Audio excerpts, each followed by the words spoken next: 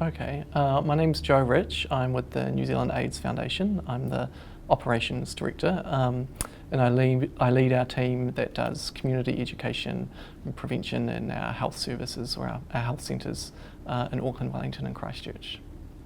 Today I talked about the uptake of PrEP in New Zealand since it became funded by Pharmac about 18 months ago. So looking at how many people are using it and some of the challenges and what the future might look like. Sure, the key points were it looks like in the first 18 months we've had about 2,400 people start PrEP for the first time. Currently how many people are using PrEP, it's a little bit more difficult to say. It could be between 1,200 and 2,400. And that's quite a bit below the target of 5,800, which is the estimation of how many people meet the current high risk criteria. And I opened up a discussion around what the future could look like. There's new science that suggests event-driven PrEP, which is taking 4 PrEP pills around a specific episode of sex, is highly effective for men who have sex with men in particular. Could that be something that would be more acceptable to people instead of having to take it every day?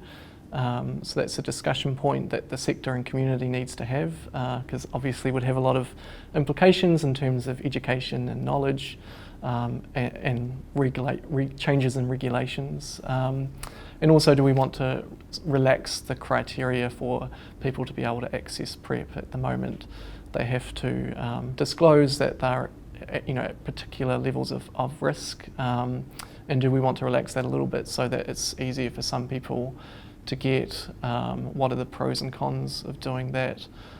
Could it feel like one of the things we know is some people struggle with disclosing their sexual practices and the shame they feel around that, and able to access PrEP, and are there ways we can make that a bit easier for them?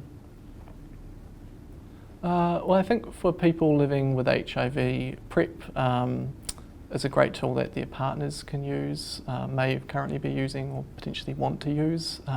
So I think it's relevant from that perspective, and the role that PrEP can play in reducing ongoing transmissions, I think is great for everybody, whether living with HIV or not.